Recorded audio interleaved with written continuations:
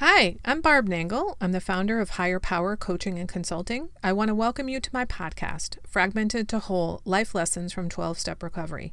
On this podcast, I share my experience, strength, and hope from recovery. I don't support or endorse any particular 12-step recovery fellowship, and I don't claim to speak for any of them either. My hope is that you will find my words helpful in some way, whether you're in recovery or not. This is episode 71, Non-Fear-Based Decision-Making. I've been talking about this topic a lot lately because a few weeks ago, someone I know in recovery who has about 2.5 years was telling me how every fucking decision they ever made their entire life before recovery was based in fear. And what's happening now in their life is that the rate at which they're making non-fear-based decisions is increasing. And at the same time, they're starting to experience the effects of having made decisions that were not based in fear over the last couple of years. And those effects are also accelerating. So this is a really exciting point in their life and in their recovery.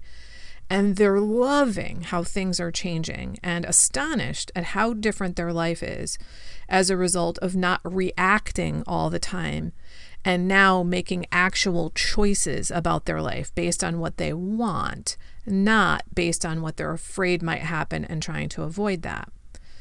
What I said to this person is that the way they described that really resonated with me, but I would never use those words to describe my experience. What I say is I was mired in fear before recovery. I didn't know that I was mired in fear until the fear was gone. And I can see now that, I was totally immersed in fear, and that much of that fear had to do with other people, and specifically that they wouldn't like me or they'd disapprove of me in some way. Thus, I was a codependent, people-pleasing kind of person, among other things. And it's been really amazing to move away from making decisions based entirely on fear, to actually think through, if I could have whatever I wanted, what would that be? Or if I could do whatever I wanted, what would that be? And it's been really fantastic to choose the life I want rather than being reactive and fear-based. I watched a video the other day that helped me understand this better. When we're making decisions based in fear, we're in fight or flight mode, which means we're in what I call our lizard brain, acting almost by instinct, except that it's not actually instinct. It's deep programming into our subconscious mind that has been programmed into us since we were little. When we get to the point where we're not making decisions based in fear anymore, that means we're making decisions using our frontal lobe, or what some people call the human part of our brain, which means we're able to actually use our intellect to make actual choices about how to live our life, to think through options. When I think about how this transition happened for me, it's hard to pinpoint any one particular thing that caused me to move away from fear-based decision-making. It's all the parts of recovery together. Part of it, for sure, was cleaning up the wreckage of the past. And part of it is learning a whole new set of skills and tools. I now have an entire tool shed of tools with which to handle life that I didn't have before recovery. Just as a reminder, my 3 most important tools of recovery are 1, pausing, 2, reaching out, that could be either to another human or to my higher power, and 3, keeping the focus on me. I have podcast episodes on each one of those different tools. Those are episodes 8, 9, and 10 if you want to hear the details about each of them. But those 3 tools and many more are a large part of how I've become able to make decisions that are not based on fear. One thing to understand about how your brain works is that, as most of you probably know, your life is run primarily by your subconscious mind. And the thing about your subconscious mind is it only knows the past. Only things that have already happened exist in the subconscious mind. The future doesn't exist in your subconscious mind. And your subconscious mind equates the unknown with the unsafe. It thinks anything it doesn't know, hasn't experienced before, is unsafe. And it will do everything it can to avoid things it perceives as unsafe. So when you make a decision with your conscious mind to do something different, it feels scary to your subconscious mind. And your subconscious mind will actually sabotage you.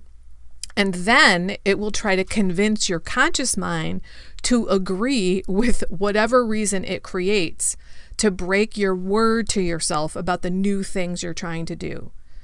David Neagle talks about having to break through what he calls the terror barrier. This is the barrier we face when trying to make changes in our lives. And he says the only way to break through the terror barrier is to completely reestablish a new pattern. You have to get a new result to show your subconscious mind this will not be harmful. This is where the strategy often employed in recovery, known as act as if, comes into play. To act as if, you do the new behavior. For example, if you're afraid to set a boundary with someone, you act as if you are someone who has good boundaries. You do the behaviors that people who have good boundaries do. Once you act as if, you get a new experience that your subconscious mind logs as now familiar. That new behavior becomes easier the more you act as if. This is because your subconscious brain is now on board.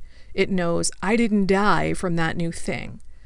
One of the things that I said many times after setting new boundaries and other new behaviors in recovery was, I didn't die. I said it with all seriousness because before doing the new behavior, I felt like I was gonna die. So I told myself out loud, I didn't die, to remind myself I didn't die. And I didn't understand why that was so important at the time, but now I do. I was telling my conscious and subconscious mind, I didn't die. If you'd like some help with this notion of acting as if, listen to episode 25, in which I cover that. Now, another thing David Neagle mentioned is that once you go through this process and show your subconscious mind a new experience that didn't kill you, you can unpack your sabotage strategy. This is the ways in which you've sabotaged yourself in the past when trying to do new behaviors. You can set up a plan to overcome your sabotage strategy. This plan, coupled with acting as if, will help reinforce in your subconscious mind to solidify this new behavior as safe. Here's an anecdote I'd like to share to illustrate this concept of moving away from fear-based decision-making in my own life. I worked for 19 years at Yale University. I got paid pretty well, and I had absolutely fantastic benefits. And that was the thing that was important to me. I wanted security, and I assumed that it came in the form of a good salary and benefits. I had that form of security for many years at Yale, but I didn't have whatever the feeling was that I thought I was going to get from having that security. Even though I had the financial security and the insurance coverage and the vacation time and the retirement fund that came along with the salary, I didn't have the feeling of security that I assumed those things would bring. To be honest, I didn't even really realize at the time that I didn't have that feeling of security. I can only see it now in looking back, and that's because I now have the security I was looking for then. And where it comes from is my higher power, not from something in the material world. I have a relationship with my higher power where when something happens, I know that I don't have to fix it. I don't have to come up with an answer. I hand it over. And I know that my higher power is going to take care of the situation. I understand now that something may seem like it's happening to me, but what I've learned as a spiritual person in recovery is that things are happening for me. It might not look like it in the moment, but when I look back over the course of my life and the things that have seemed the absolute worst, well, they've actually led to some of those amazing, incredible changes in my life. So when I stopped making decisions about I was afraid I wasn't going to be secure and started making decisions, how do I want to live my life? I got to the place where I had the security I was looking for. I hope that this will be helpful to you in moving away from fear-based decision making so you can begin to have a life that's one you're choosing, so you can be happy, joyous, and free. That's it for today. Please share this episode with anyone who might find it helpful. If you like what you've heard here, you might be interested in private coaching with me. If that sounds like you, then head on over to barbchat.net, or you can get on my calendar for a free 20-minute consultation to help you make lasting changes in your life, like I've made deep, lasting changes in my life. My ideal client is someone who is ripe for change, but I'll coach anyone who wants to be happy, joyous, and free. So if that's you, then go to barbchat.net and get on my calendar. I'd love to chat with you. Please like and subscribe to this podcast on your favorite podcast outlet. This helps other people find me. Thanks for listening.